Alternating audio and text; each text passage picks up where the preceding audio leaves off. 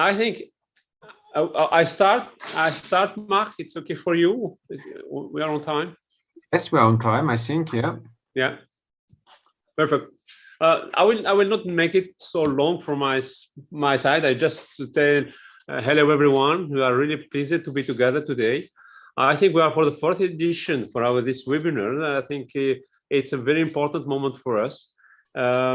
Based on this year 2021, we try to share together many things, many information with like a very nice sequence.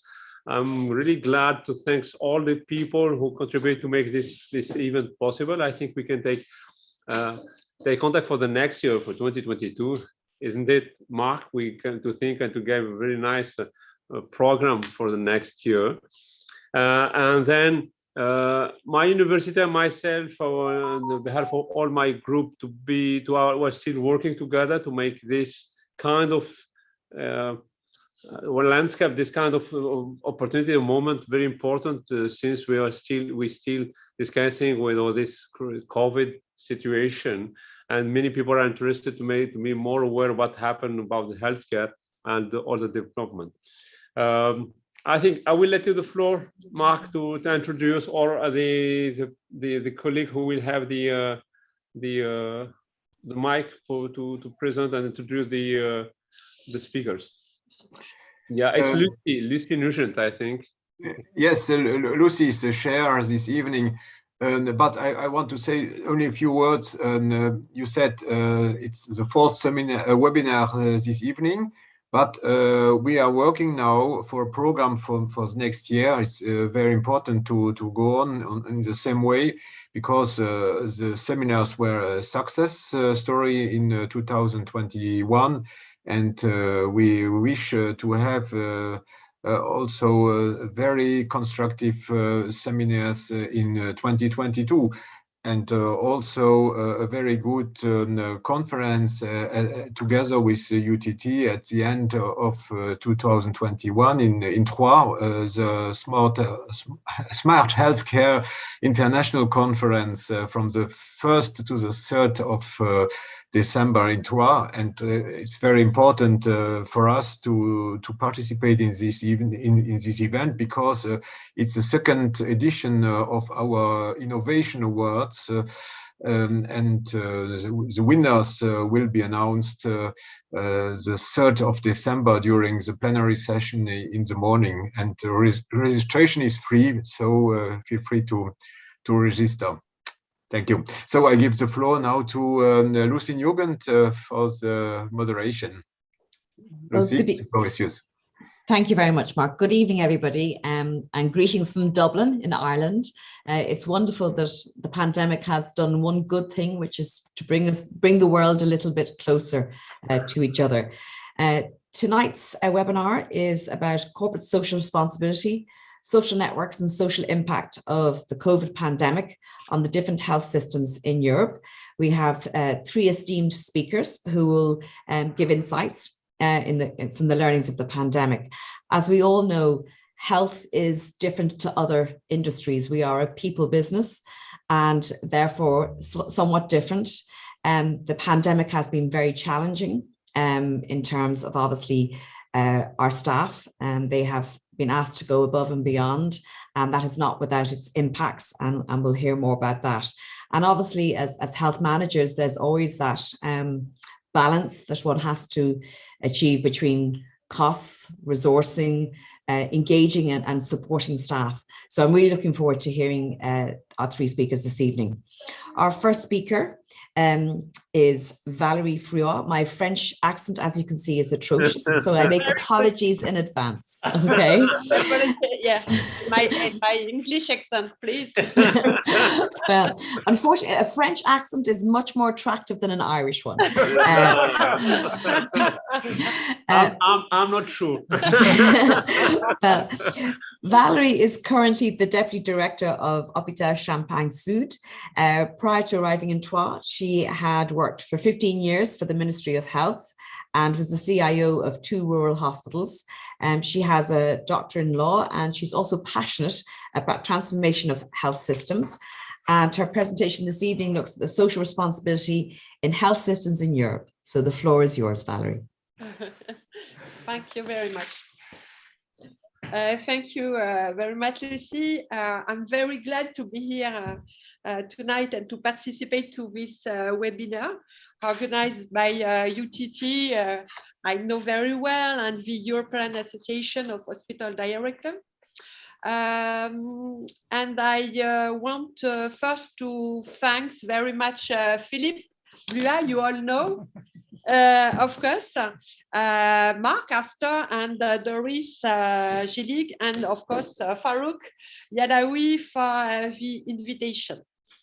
The command is to present to you an overview of the subject of social responsibility in health system in Europe, in consideration of the different health system and the specificity related to health service. I think we have some setup. We are sorry, we just manage the sharing. It's not. We just need to have the good one. No, not this one. Yes, this one. Yeah. That's it. Very good. Yeah. Thank you. And the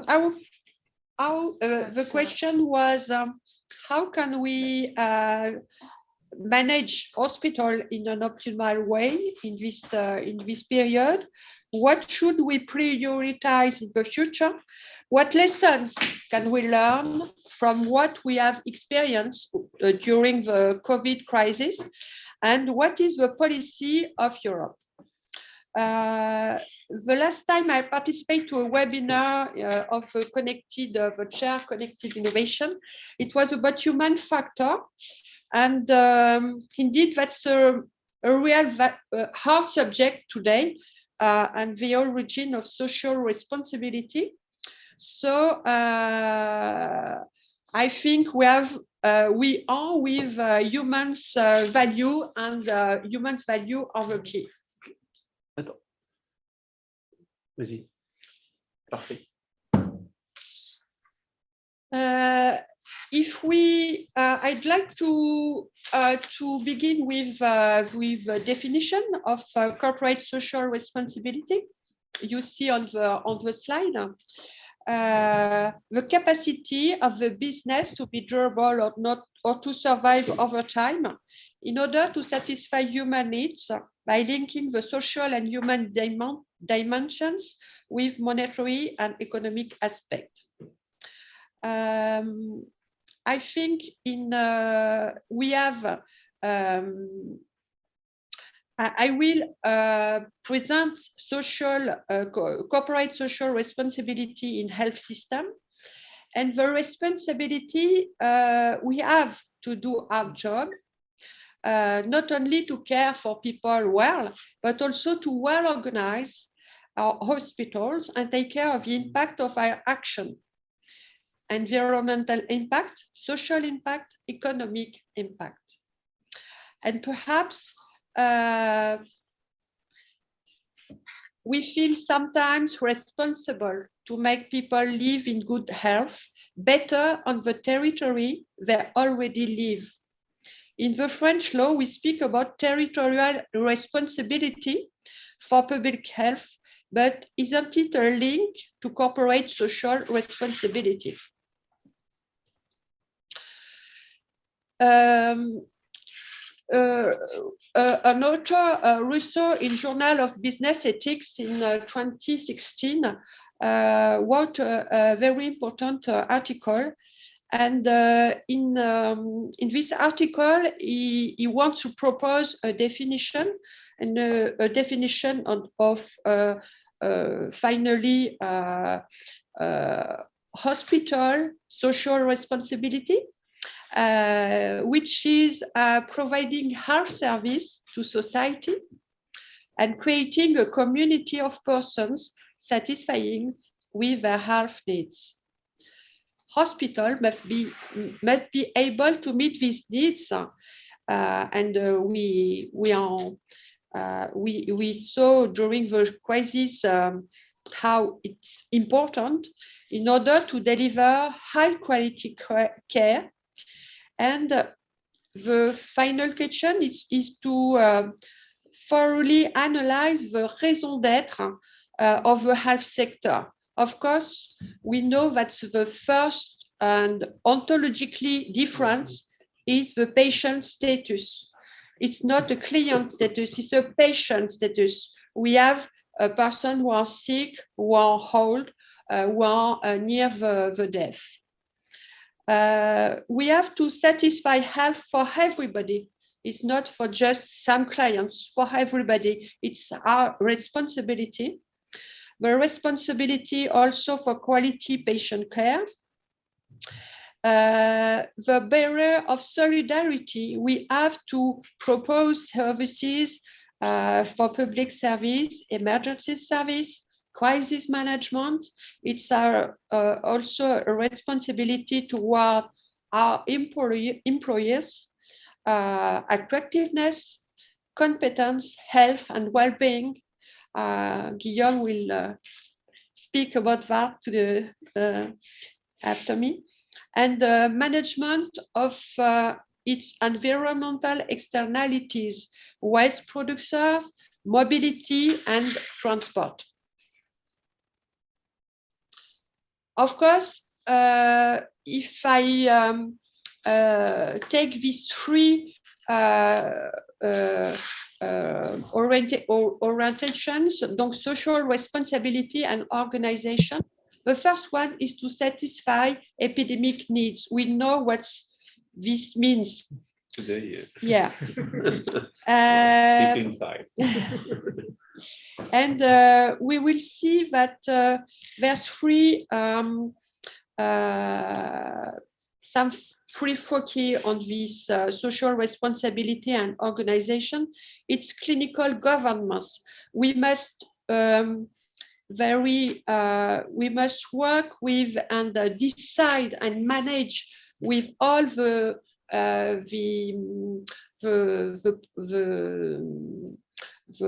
medical services in hospital, nurses, all people who work with us. We work for the patient. We have to engage also many and different stakeholders. We have also personal responsibility because people, health professional who work in our hospitals have to work well and with strong ethical roots.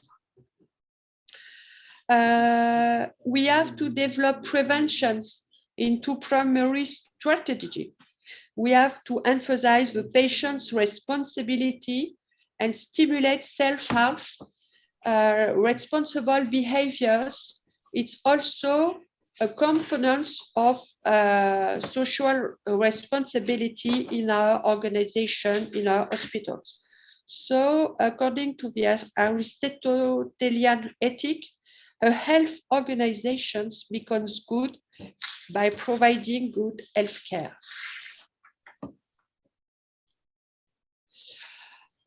If you look at social responsibility and social impact, we have three important impacts. The first one is on people, and I'd like to remind Levinas' concept of ethical responsibility. Levinas explains that ethical responsibility is acting towards the other as other.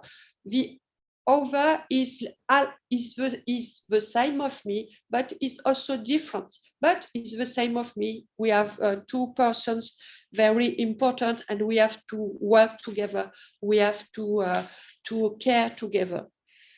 On the community,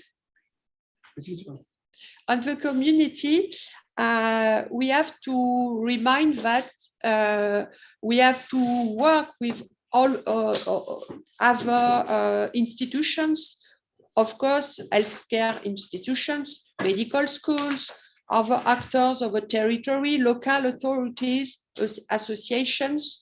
So we have to work with a lot of actors. Social responsibility is also with shared governance. We will we will speak of the experience in Hôpitaux Champagne Sud. But we are member of community in the territory, of community with physicians, patients, society.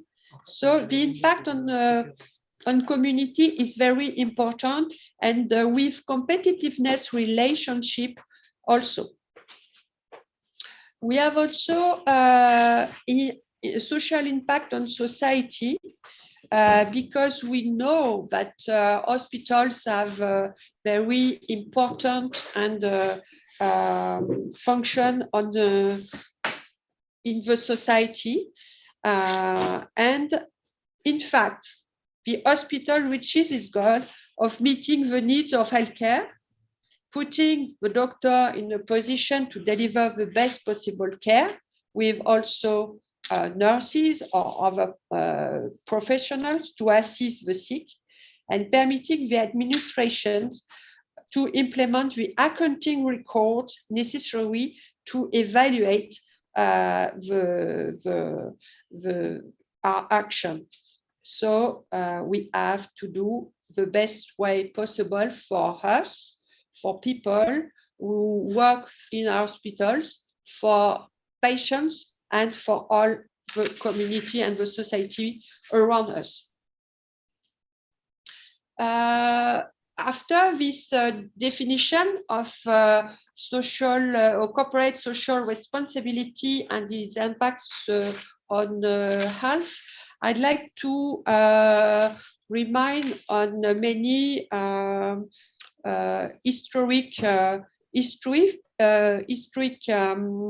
guidelines of social responsibility in Europe. Since the 2000s, the corporate social responsibility is entering the official discourse of European institutions. It was Jacques Delors' aim before he left his function as the president of the European Commission in 1995. And this fact introduced three important innovations in the definition and nature of social responsibility. First one is that CSR was adopted by political bodies as a means in the implementation of long-term public strategies. The second, it was a break before the past and the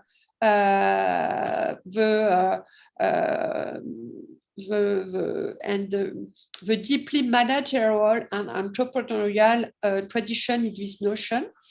And third, it was a real reversal from American definition, because in Europe, Jacques Delors and the other member of management wanted to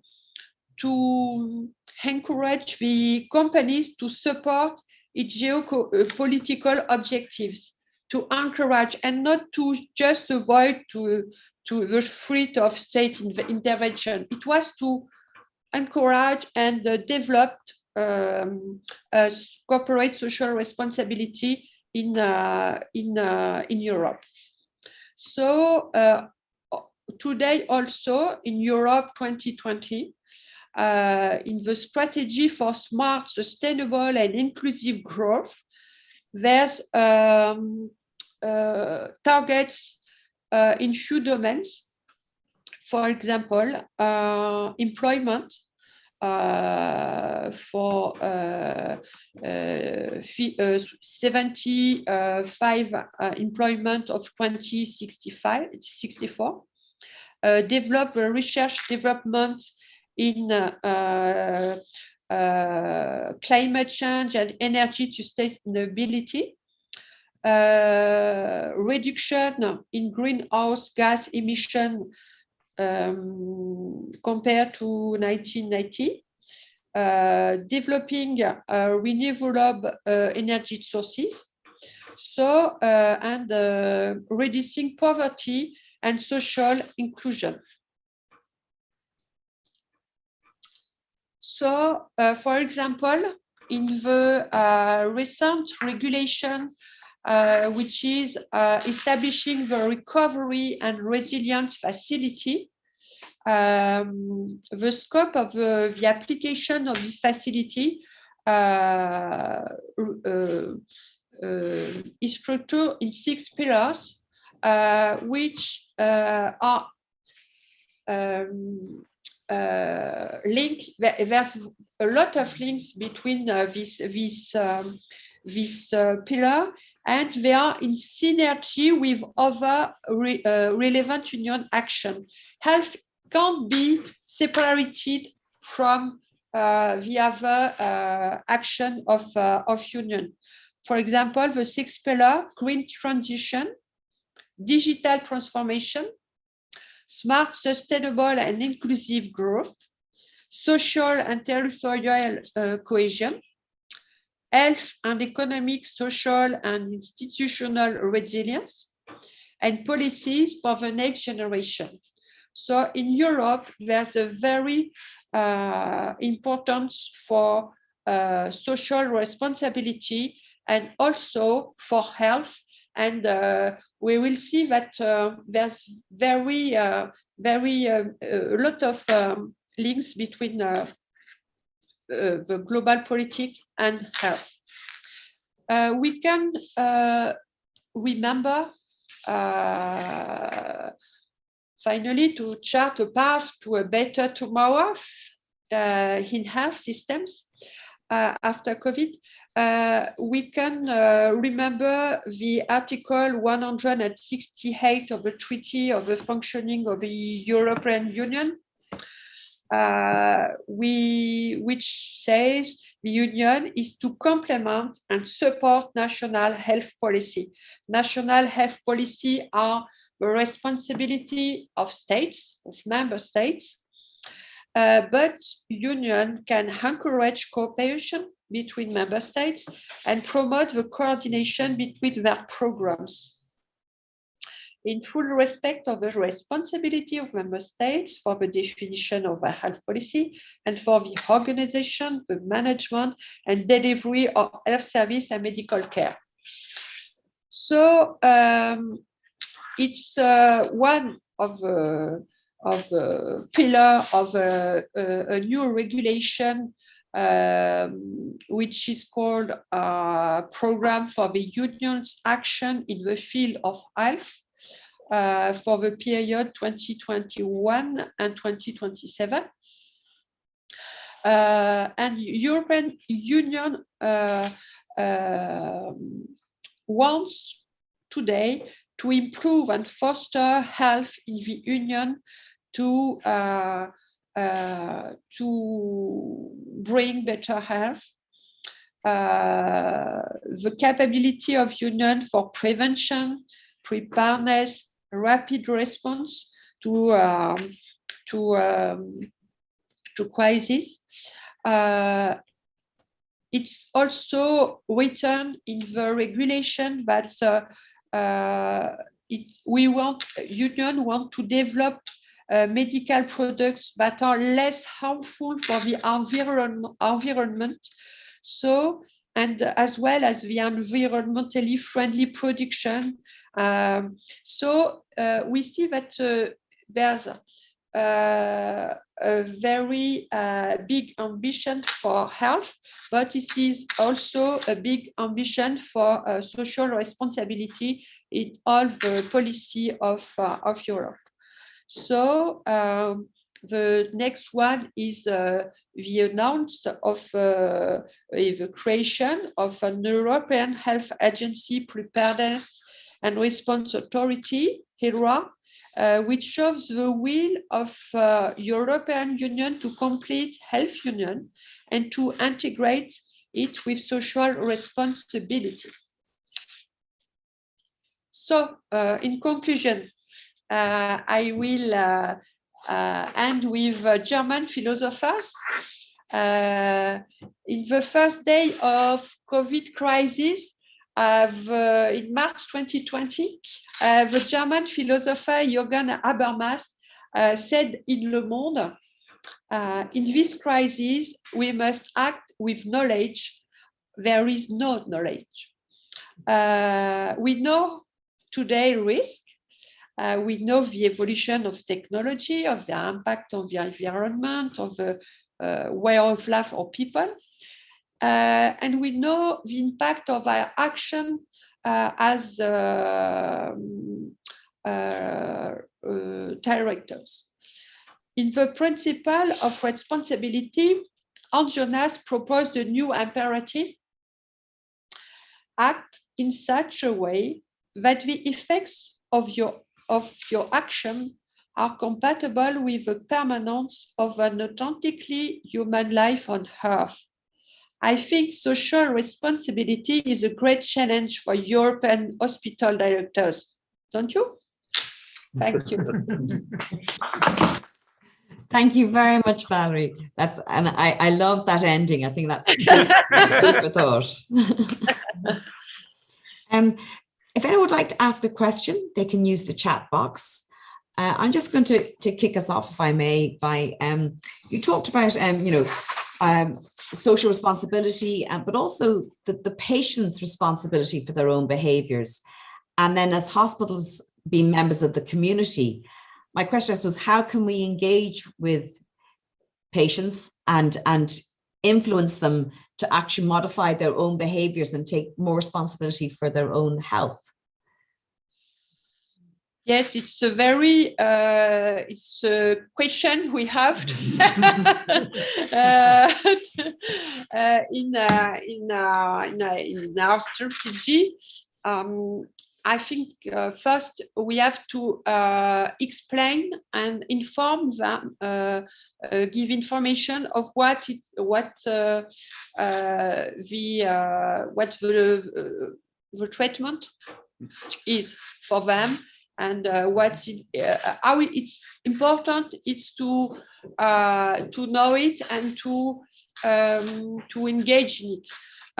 We have also to continue to prevent and to explain that when people are sick, it's the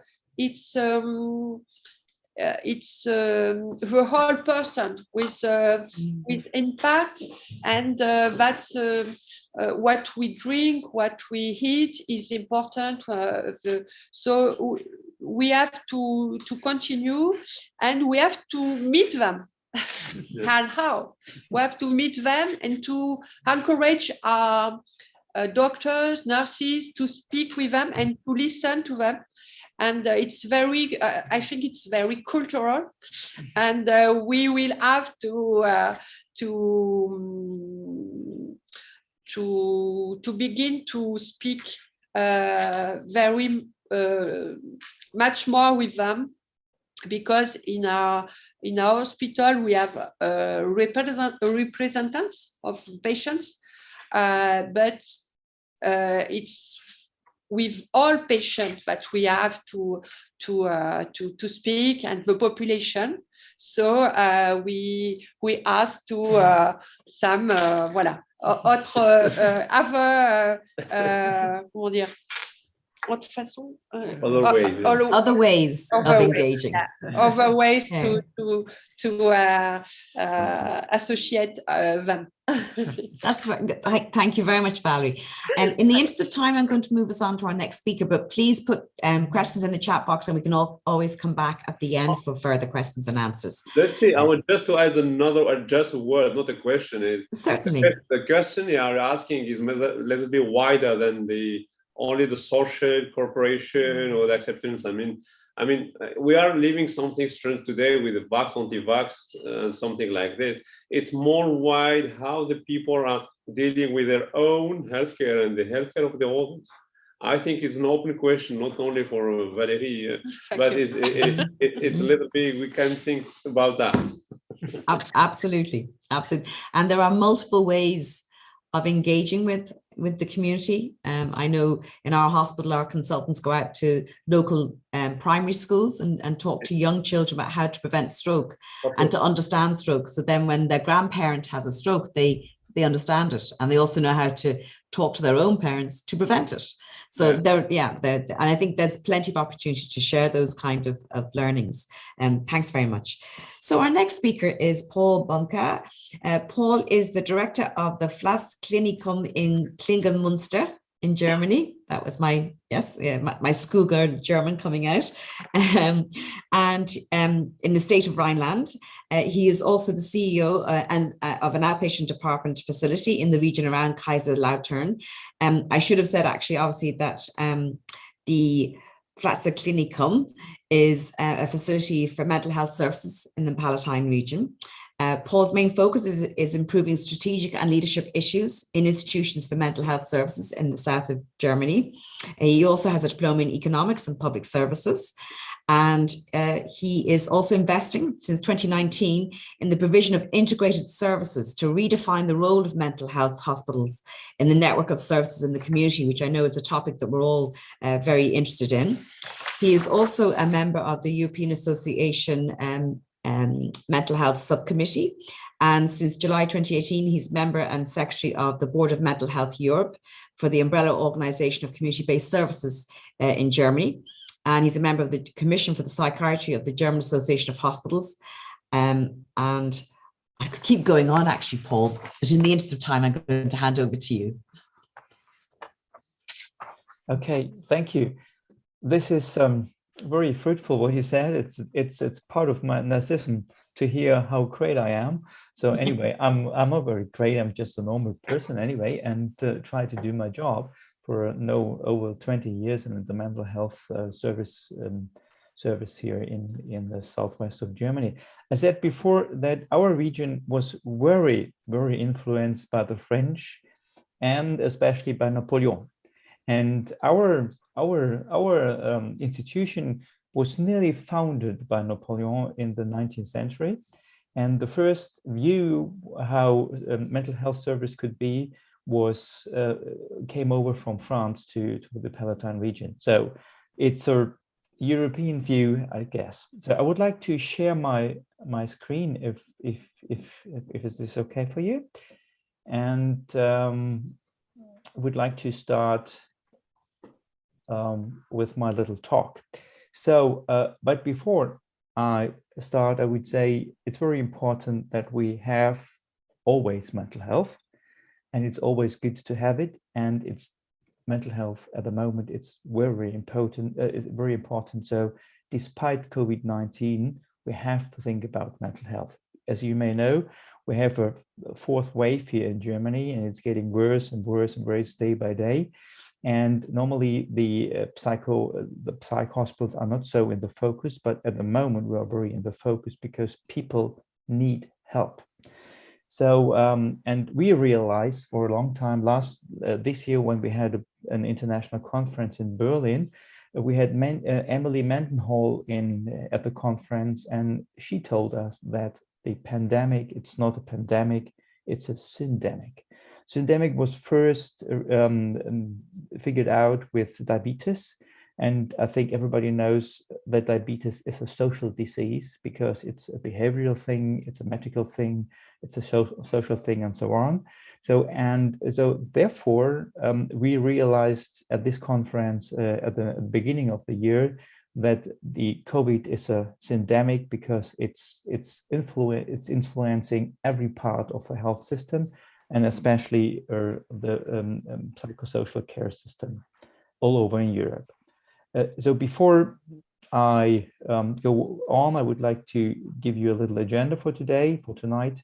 So first of all, I would like to tell you a little bit about my institution and where we are. It's very short because Lucy made it so great talking about this situation. And then about effects of COVID-19 on mental health. It's a first approach at all. And at the end, because I'm a manager and the European Association of Hospital Managers is a hospital manager association, I think we have to look at on the management view when we're dealing with pandemic or COVID or whatever, and where are maybe the solutions for after and in the pandemic. So you can find everything about us on YouTube. It's in English. It's with English subtitles, so hopefully not, unfortunately not at the moment in French, but in English. And it's about people in the Palatine region in the southwest of Germany. And these are all the locations where we are grounded in the region of the Palatine region. So we are a complex service provider for mental health and neurology services in the region, and we are owned by a public by the public. This is very important, I guess. So now I would like to go over to my ideas about mental health and the effect of COVID-19 on mental health. It's about what did we learn and what shall we learn, and what's going on with a very, very important risk group, the mentally ill people, including the severe mental illness patient we have, what is happening all over in Europe with these patients. And I can bring in a little bit of my experience around Mental Health Europe and all the institution I'm into. And the next step would be, what is about digitalization and mental health and COVID, because there was a big impetus on this. And then there's a first solution, what I call integrated care and treatment can help despite the pandemic, or is a solution in and after the pandemic. And then the idea of how we can manage transformation during these times. So this was a very nice article in The Lancet last year. And the author said, when it comes to mental health, it's first, we have to think about suicide risk and prevention during the crisis. And you can see on the chart that there's only a few part of it which can be influenced by the mental health services by themselves. Most of the things we are talking about when it comes to mental health or mental illness, it's a more universal perspective. Think about financial stresses, think about domestic violence, think about alcohol consumption and all the things which are going on with this. What about isolation, entrapment, loneliness, and so on, and how we can get access to means and all these things. So when we talk about the effect of COVID on mental health, we always have to talk about what is the general effect of policy making on mental health at all. Second, there was a big survey in Germany and in comparison to other European countries, and they realized what happened to the mental health service system in Germany and in other European countries. And here are the findings. First of all, the pandemic has not changed the kind of the number, but the type of psychiatric emergencies. And why? Because there were a lot of people with acute confusional states in COVID-19 with COVID-19 patients. Acute confusional states, how we can manage this under the infection.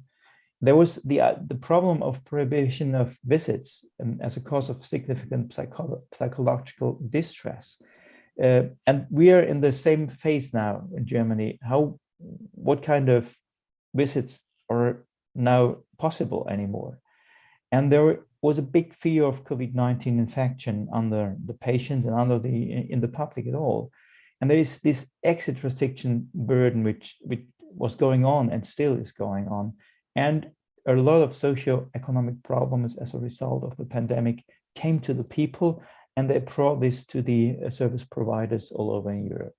And this is a main thing, is how it's that psychosocial care was reduced under the pandemic and still is reduced under the pandemic.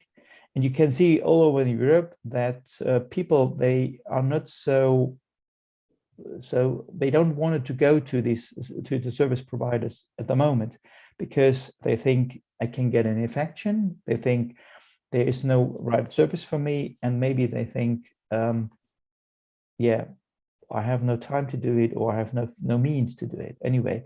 So what we realize at the moment is that the level of service provision is decreasing at the moment, despite of all the problems we're going to see. When it comes to mentally ill people and severe mental illness patients, we realized in the pandemic that, and this is a very nice slide from McDade and others from London School of Economics, that they realized that when it comes to mental health issues, it's important to have not the mental health sector in the focus. It's more to have other sectors of normal life in the focus. And so they say that a good strategy could be to find other local champions and relevant local stakeholders when it comes to improving mental health. I can remember that Jerry, the former president of EHM, told me that they started a special service with the fire brigades, with these emergencies. They were driving around the city to show the people that we are still here. We're going to help you. This is the idea of how we can implement and try to bring local champions into our discussion. Next idea when it comes to mental health on the pandemic is the idea of how we can digitalize our services. And there are a lot of services and gadgets were going on in the last 2 years. And I would like to focus on the e-mental health innovation and transnational implementation platform Northwest Europe. This is a European campaign to bring all the ideas around mental health in Europe together and to find a good strategy and structure how we can structure and how we can implement and develop digital services around mental health. So I think you know all these kind of ideas and how we try, or the system try, to bring health to the people. So what I really like is the MooGym idea. This is from Australia, and it was adapted in Germany by one of the health social insurances. So it helps you to cope with your depression online, and it gives you a little help. And you have other kind of helping, like around Mental Health Ireland. Lucy found this, and I think so. It's a good thing, yeah. And Mental Health Ireland is a very well known and very innovative member in Mental Health Europe anyway, and they're doing really a good job around digital approaches.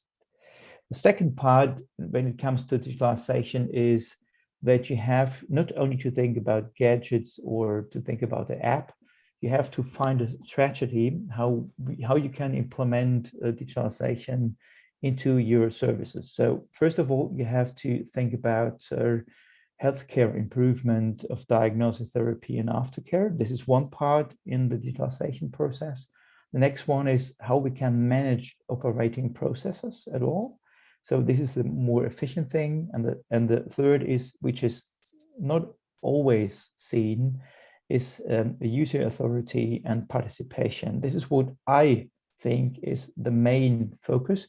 And it's a focus around corporate social responsibility. We talked before about what we can do to improve the engagement of patients. And I would say this is one question. The other is, what can we do to bring the patient into the decision-making process? And this is about participation and user authority, to give them more authority what's going on, and give them a part that they are part of the decision-making process, even in any institution or in the health service. Another answer could be to implement and improve integrative care and treatment systems. So maybe this is a very German discussion, because we have these strict silos around ambulatory services and inpatient services. But we realized when we started our integrative model, what we call just the model, that this was helping a lot during the crisis. And this will be a very, very important step after the pandemic to integrate inpatient and outpatient services under one management umbrella. Here you can see what happened to the inpatient treatment days. They were decreasing during the pandemic, and they're at the moment again decreasing. But on the other hand, outreach and outpatient services in 2020 were increasing despite COVID and despite the infection protocols we had to follow. And this is a good answer, that the pandemic in mental health was helping and is helping us to improve our integrative services all over in Europe. And this is what Mental Health Europe realized too. Now, let me come to the end. But before that, I would like to go to focus on the management view. So when you talk about mental health in and after the pandemic, when you think about a systemic view, you have to transform systems. And this is about management. And with a lot of other smart colleagues, we realized that we can create a new model where we can bring in management elements and where we can try to find what are their effects on therapeutic engagement or engagement at all, what about their effect on outcome and quality of care. And we realized that these are the management instruments you can use to transform and improve therapeutic engagement. And at the moment, on an empirical basis, we try to understand what is going on when you change your leadership concept, for example. What kind of effect will the leadership concept have on therapeutic engagement and the quality of care? And the thesis is that agile management systems are more helpful under this situation than a very hierarchical system in leadership. And this goes on all over the other instruments. And I think you know all of these instruments. And the idea is at the end of the year that we're going to have a nice holistic management model to improve therapeutic engagement and the quality of care in the mental health sector. Thank you very much. And I hope it was not very boring for you. And could you give a little bit insight in the mental health service questions we have in Germany and in Europe? Thank you for that. Thank you very much, Paul. Thank you very much, Paul. I think mental health has I think come to the fore during the pandemic. I think, yes, probably maybe has been not given the due attention that it has always deserved. But I think now, it has been an unintended consequence of the pandemic is the impact on mental health of everybody, not just our patients or staff, I think the population. You mentioned obviously integrated care and how during, and the suggestion, for example, of shared budgets, shared facilities. And I'm just wondering, during the pandemic, things happened quickly, very informally. Moving forward, do you think there needs to be formal policy regarding integration? In Ireland, we actually now have Sláintecare. It's a 10-year health strategy that all political parties have agreed. So the next Minister for Health isn't going to change it.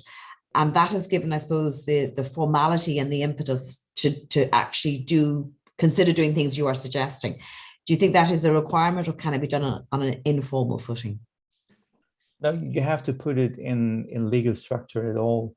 And in the pandemic, this was okay. And we started and we had a lot of innovation ideas. But now, because we're going to have a new government, as you may know, it's called the Traffic Light Coalition.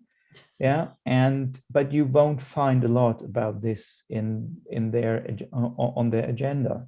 This is unfortunately because the climate change issue is so overwhelming. But all the other issues are not very good estimated at the moment. So we are trying to bring in on the federal agenda to bring this idea of integrative care and treatment, that we will have good legislation to bring this in the financial system too. Yeah, and this is a problem on the European level too. So we have a lot of talks about when it comes to the East European countries like Lithuania, like Slovak Slovak country or Czech Republic, they face the same problem, and they see that they need integrative care and treatment. But the old system, the old financial system, is so strong or so solid, and the silos are so big with concrete, that we have to destroy them. Unfortunately, we can't do this at the moment under this new government, but we have the European level. So I think that on the European level, we can bring impetus in on the national level when it comes to this issue. Thank you. Thank you. And again, if anyone has any questions, please put them into the chat box. There's nothing there at the moment. Just one question, I suppose, digitalization and mental health services. I think it's been one of the success stories that I think just both from the provider, but also from the patient and user. Do you think that's going to continue? Oh yeah, there's the European strategy on this, which is very good and very important. And there are, I think, in every European country, there are national strategies going on with this issue. But in Germany, especially because we are not very fast in digitalization at all, the government implemented a very big program, and we're working on this. Unfortunately, it's very focused on a more industrial perspective when it comes to digitalization, or more Tayloristic perspective. And that's the reason why we try with our means to focus on the idea of participation, democratization, and the idea that users will be more in the middle, more in the focus when it comes to the decision-making process. And this can we do with digitalization, because people can be part of the discussion when they have a little digital gadget, for example, called Zoom. So they can just jump in, even they are living in Berlin, or living in a rural area somewhere, or living in Lisbon, wherever. You can jump in the discussion. Yeah. And this is what I think is a vision we need for the future when it comes to health care at all. Yeah, that's great, Paul. Thank you very much. I'm going to move us on to our third and last speaker of the evening, who is Guillaume Pradillet, who has been a hospital manager since 2007. I did warn you about my accent. He holds a bachelor's degree in public law from the University of Paris, Sorbonne, and a master's degree in public administration from Sciences Po Paris. After his 2-year civil servant training at the École des Hautes Études en Santé Publique, during which he spent 2 months as an intern with the Irish Hospice Foundation. So obviously a great link to Ireland there. He also works as a HR director, a strategy director, an IT director, and patient relations director in mental health hospitals and general hospitals. And he is currently the director des effets médicaux in Hôpital Champagne Sud. Again. Apologies. That's right. Over to you. Thank you. So thanks a lot for having me. It's truly an honor to be with you. And it's after so many months of social isolation, it's quite exciting to be linked with health managers from other countries. My presentation will be quite straightforward. First, a quick reminder of where we speak from, the Hôpital Champagne Sud, but I will be quite fast because I think some of you have heard about them already. Then a reminder of what happened in our hospitals, and at least from my personal perspective, and then a feedback on what I think worked and would be worth remembered in the future. Some very practical things that we try to build on today. Last word, my presentation will be quite optimistic. I will try not to remember the bad parts of what happened. And I am mainly focused, I think, on the year 2020 and the first semester of 2021. Like, I think it's the same for you. Every week is different. So this is a feedback for 18 months of the COVID-19 pandemic. So this is where we are speaking from at the moment. Hôpitaux Champagne Sud, it's a hospital group, 8 hospitals, 7 public, 1 private, and you get the key numbers of our hospital group. We are not far from Paris. We have delicious wine and champagne, so you're free to visit. Our main acute care hospital is in the middle of our territory, and it's about 1 hour driving from Troyes to the other hospitals, may they be mental health hospitals or long-term care hospitals. Before looking at what worked, I must say we think we were lucky in many ways. The first point was we were never totally taken by surprise. First, when the first wave hit France, we had feedbacks from Italy, not even talking about feedbacks from Asia. So we kind of knew, like in Germany, what was coming a couple of weeks in advance, and we had some time to get ready. The 2 next points I linked during the pandemic, we completely left aside every other issue, such as cancer, diabetes, or long-term cardiology illnesses. And there are many issues at the moment, but that's one of the way we managed to get through. Then in France, as soon as I think the 12th of March 2020, our French President of the Republic announced that we would fight the pandemic using any way we could, whatever it costs. And we did. So that's a beautiful period in that way, that we never talked about the budget for many months. And that's very unusual. So in a way, we are thankful for that. And I'm going to show you with 2 maps that in our hospitals, we were always in a bad situation, but never in the worst French situation. In May 2020, obviously the red territories are the bad territories, where there was a lot of COVID-19. We are in the black square, kind of in the middle, but truly the first wave hit the extreme east of France, very close to the German border. And it has been precisely identified. It was due to a huge religious gathering in a French town of thousands of people. They came from mostly the east of France, and then they went back home. And so that was the first huge French cluster. And so we were in that territory, but not as bad as the others. Then in 2021, I guess the worst territories in France were the Parisian area and the northern part of France. So we were touched, but again, we were not in the worst situation. So I guess that's maybe one of the reasons why our memories are not as bad as the others, as far as the pandemic is concerned.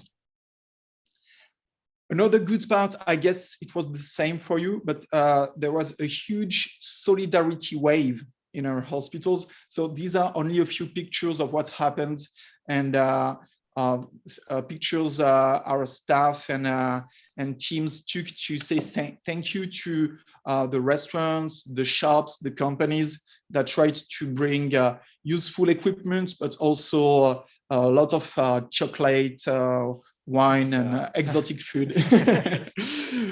So there was every day, like one of the managers was almost full-time working on just receiving the donations that were made to the hospitals. We heard what happened in Paris. There was like 5 people working full-time on that, and it was heartwarming. So what I think worked well, and we try to remember for the future. The first thing, and it's not the same in every part of France, in our territory, most people would agree that there is a very strong climate of cooperation. It might be because it's a rural area. People are like, we don't have much, so let's work together and make the most of it. But there's a long history of not fighting among each other, with few exceptions. I'm sure you can understand that, but it's the first hospital I've worked in where we work so well with local authorities, especially the local elected officials, the local doctors. It's kind of a territory where everyone knows each other. A lot of people have been here for a long time, and so we can rely on each other. So it was very useful during the COVID-19 crisis. Another aspect is it was an unknown disease. So for the doctors, nurses involved, what they had to do was very unusual, but mostly from the organizational perspective, what we did was things we had done before, like, because we are constantly, even today, even before the pandemic, opening new units, reducing their size, recruiting new staff, trying to organize fast training because something is not working. We were doing it on a different scale and much faster than usually, but we could rely on many things that we knew. And we also had crisis organizations that we had worked on for terrorist attacks, for example. And the bottom right picture was taken, I think, in April. It's a French fast train.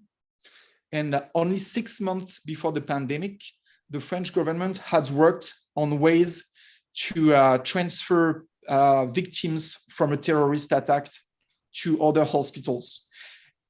And so we were able very fast to use that new organization for COVID-19 victims. And every day in the east of France, we organized the transfer of maybe 5, 10, 20, sometimes 30 patients with these fast trains. For example, all the way from the German border to Brittany or the southwest of France, which was virtually untouched at the moment. And that was very useful. From the human resources perspective, we spent a month trying to recruit new people, explaining what the work would be, giving them their timetables.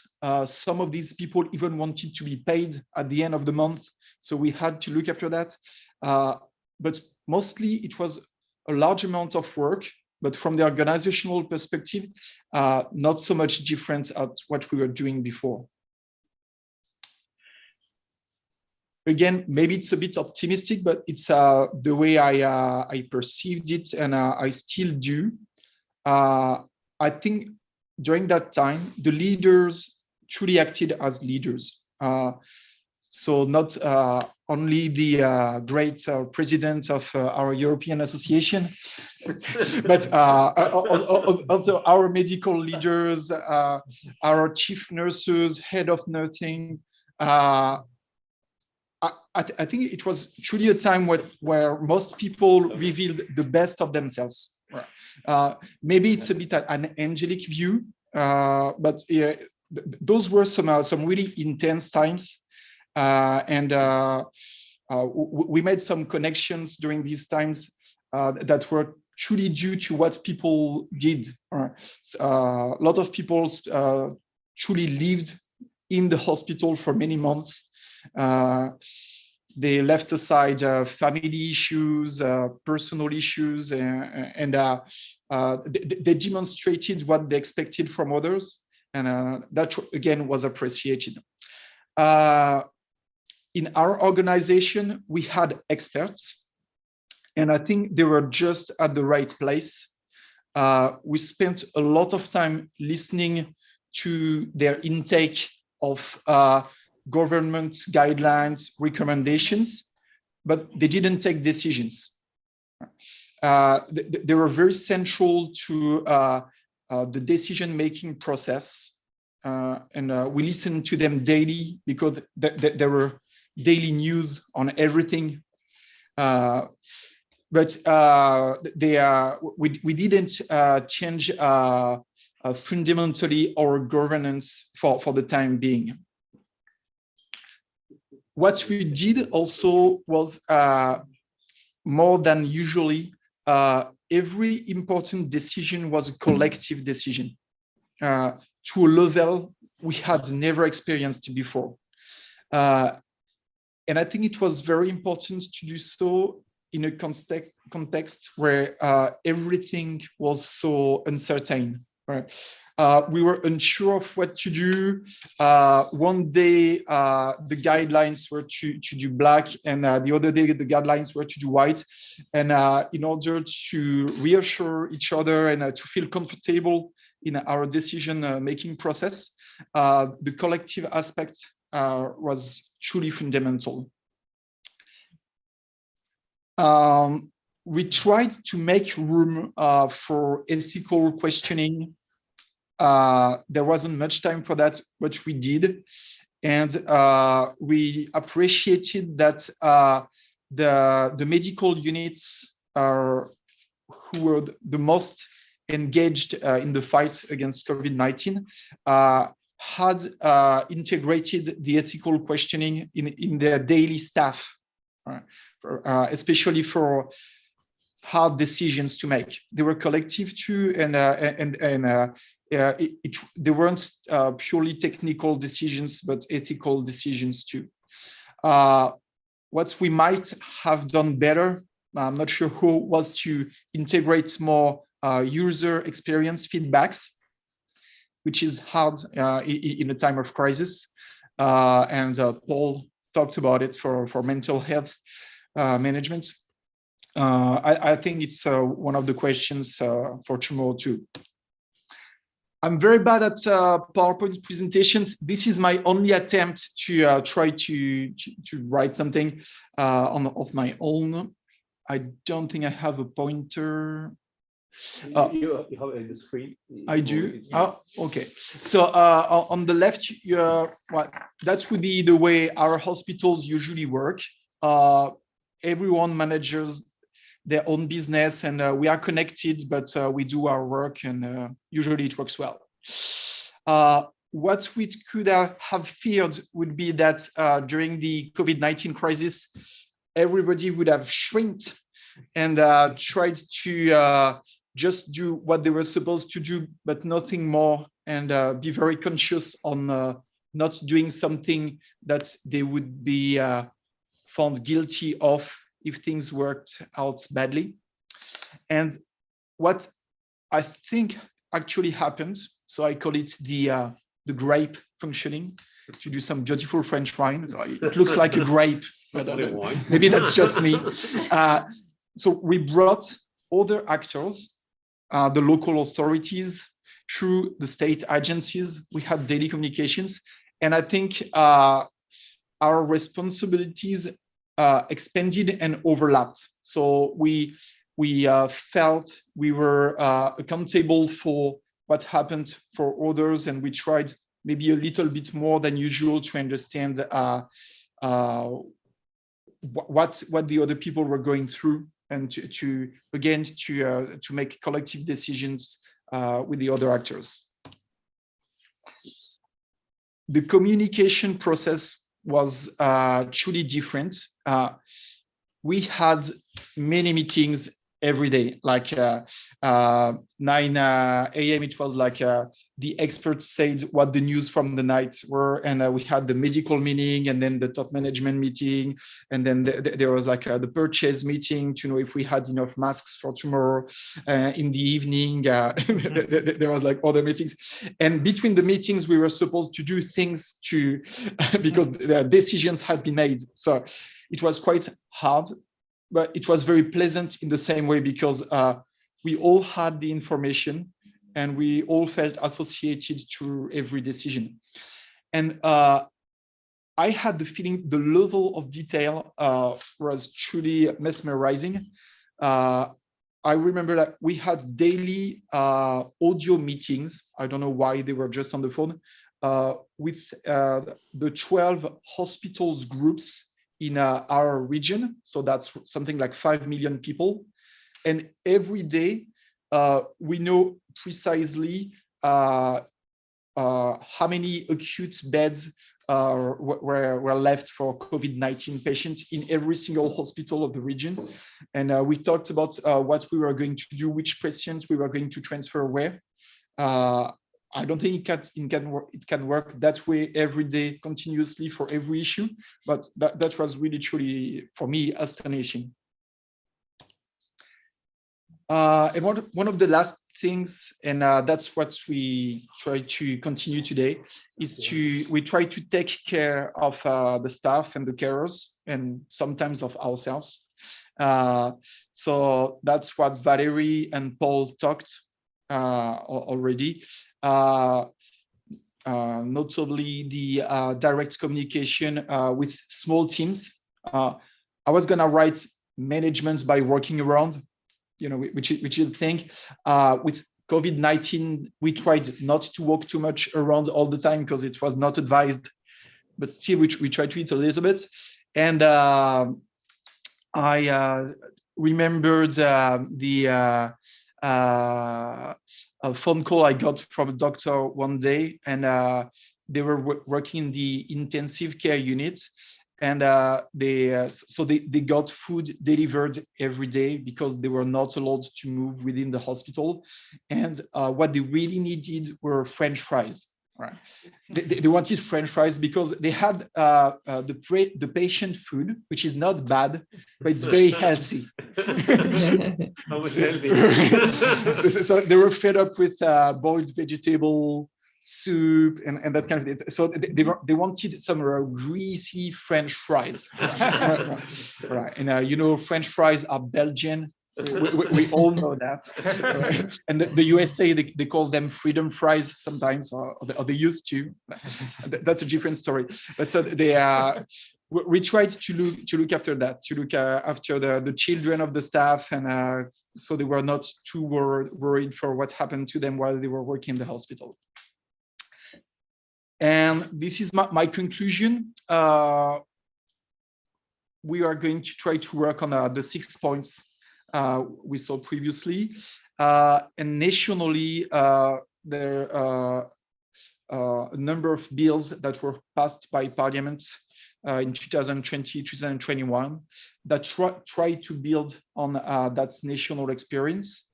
We are going to have in the hospital, because it's the health system globally that's concerned by over 30 measures. For the hospitals, 3 would be prominent: investments. That was one of the questions, and massive investments on the way. There have been pay rises already for every single hospital worker in France.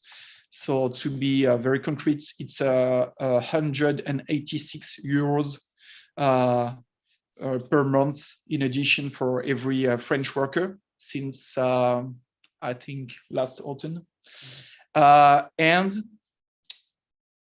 those bills have changed hospital governance in different ways, but the aim is to center it more on doctors and doctor decisions. Not only to have medical units that work, to have real teams with a feeling of belonging to the team and not to be in a huge group with no sense of belonging. So we try to continue our hospital group strategy, but we also at the same time try to build on this on a small scale around these small teams, and of course, and that's my conclusion around the patient, and to try out to work on a user experience and patient experience. Thank you all for your attention. Thank you very much, Phil, and that was very interesting. I particularly like the fact you got donations of wine. We got plenty of food, but no wine here in Ireland. Sorry for that. Just, I suppose, your colleague Philippe says that life is a series of crises. So we should be prepared, which, for example, the transportation of patients on fast trains proves that. But the pandemic is now, more than 20 months old. So do you think that we are still at that level of collaboration, preparedness, or do we need to do more? Well, my personal feeling is that unfortunately, no, we are not at that level of cooperation anymore. And somehow the different health actors have shrinked their perspective, and we don't overlap that much anymore. So that's a shame. I understand, as you do, the reasons for that, but no, I don't think we are quite at that level anymore. I hope we will when we get a little bit better, because I guess for that kind of cooperation, you need to feel comfortable yourself. And maybe we don't feel precisely that at the moment. Yeah. We have a question here from our colleague Louise from Northern Ireland. She'd be interested in hearing more about the governance focusing on doctors. Yeah, there are two things. The first thing is to say it, and that in itself is a thing. Because then it's recognized, and we organize meetings, and so they take their part in the decision-making process. Then there are more practical things that have been done, mainly in our French hospitals. We have a medical group, and they are elected by the other doctors. In the 1990s and the beginning of the millennium, they voted on many things in France, and it changed in 2009. After that 2009 bill, they didn't vote and decide on things such as budget, recruitment of new medical staff, appointment of chief of staff, medical organizations. And now they're going to do that again to some level. And meanwhile, the hospital governments changed too, like the quality management was not that important at the time. And management by quality, I think, is really something today. It's really the way it works. And so their input in the quality management process and the way we design medical organization is a lot more than before. Like Philippe, under the 2009 bill, could decide many things alone. And now he has to co-decide. They never do. but Philippe, he never decides alone. but that's good management. That's not law. No, that's very interesting, actually, because in Ireland we have a clinical director model, so that we have clinical directors in charge of a number of services, and they sit on the executive management team and have a decision-making role, which actually, it's a very collaborative model, but also actually it's great for actually getting decisions and cooperation. And I think that collective ethical decisions that you were referring to. I remember that, and I remember in Ireland, the head of nursing I think they had a more prominent role too. And they were professors of nursing at the faculty, and the history of the profession is not the same too. Actually, at the International Hospital Federation conference last week, or the week before, I was surprised to learn that in some countries, for example, in the Department of Health in the government, there isn't a chief nursing officer. So in Spain, there is no chief nursing officer, whereas in Ireland, it's a very prominent role and a very important role. So it's interesting how we are similar but different. Truly. So I'd like to throw the floor open if we have any more questions. But I know my colleagues who are together in the room there, I don't know if you have the opportunity to put questions in the chat box. So if you'd like to make a comment. Is the chat or no? I think this is for the first speaker. Yeah, Yes, okay. there's a question on the chat for the first speaker from Madame You. Madame What is the question? It was from Louise. From Louise. Yeah, maybe you can ask the question, Louise, please. Can you hear me? Yeah. I had a question for Valérie. Well, firstly, thank you, everyone. Thanks to all the presenters. But for Valérie, how do we balance the social responsibility with constrained resources? We don't have enough money to do the best we would like to do all the time.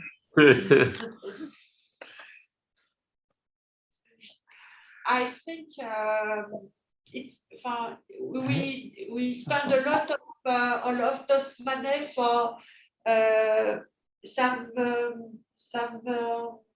something which are not efficient. I think social responsibility is also the question of efficiency. We have, Guillaume told we have no limits in employment.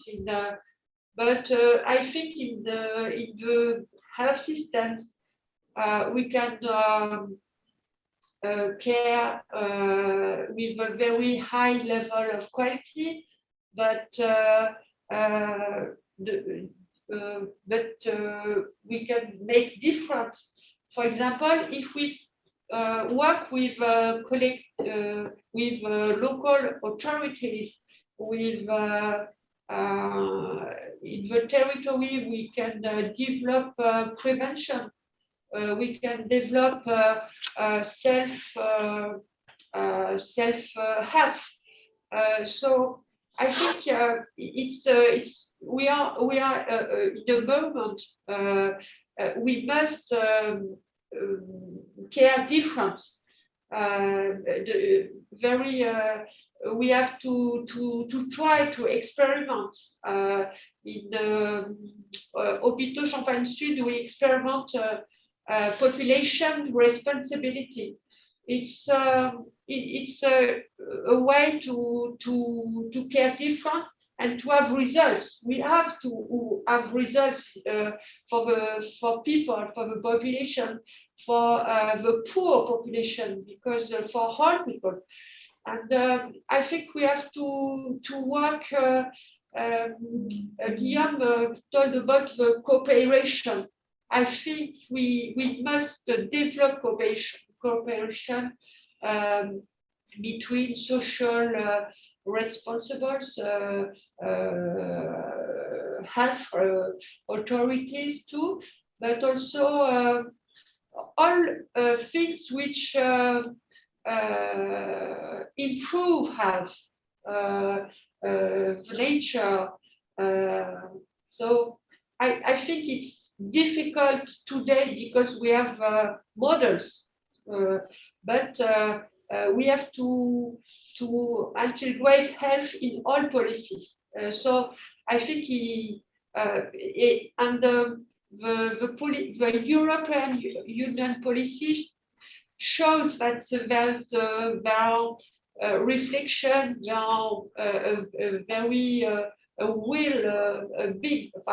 very important to improve health and make difference, and with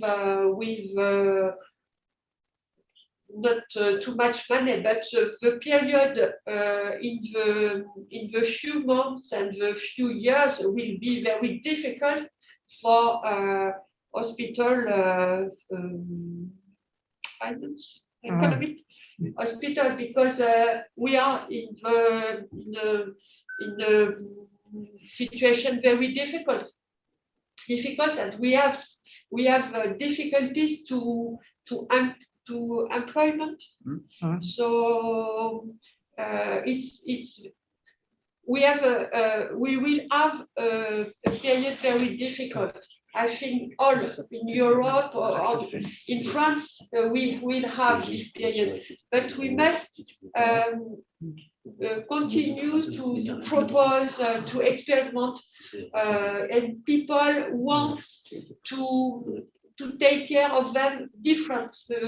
So I think it's possible to make difference.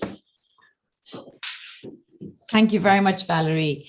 I would like to just take the opportunity to thank all our speakers, to thank our organisers, UTT and EHM, and I'll hand back to the organisers and thank you from myself for the opportunity to chair this session. It was most informative. Thank you. Thank you very much for this session. We really enjoy it. Maybe I will let Philip ask him telling some questions or giving some words or speaking about the next edition. No. We speak too much. But yes, one thing you see, our key for the crisis was champagne. That's a good word. What I want to say really is, I'm not especially from the healthcare field. I'm more mathematician and working with different domain and working with industry or transportation. I enjoyed really all the discussion we had together. I think there is many things that can catch from the other field, the other domain. For instance, as you said, social responsibility is really important even for the digital transition that we are living in the society. I think that the thing that we could share is we can decide together to say we have to have a look in other parts of this world and to say maybe we are not working only for our own problem. There is things that we can share. I think we have this opportunity together with kind of sessions, with kind of discussions. I enjoyed very, very much. I think this is what we'll try to do next year with Marc and Philippe and all the colleagues, is to keep this moment, which is very, very important. We have one is the next week or the 2 weeks with the CHIC conference. I hope you will see you there, even with digital. And then we hope that 2022 will be more easier for us to travel and maybe to discuss for more techniques and more things. Thank you very much. I enjoy it. I had to say goodbye. Without champagne, but goodbye. Okay.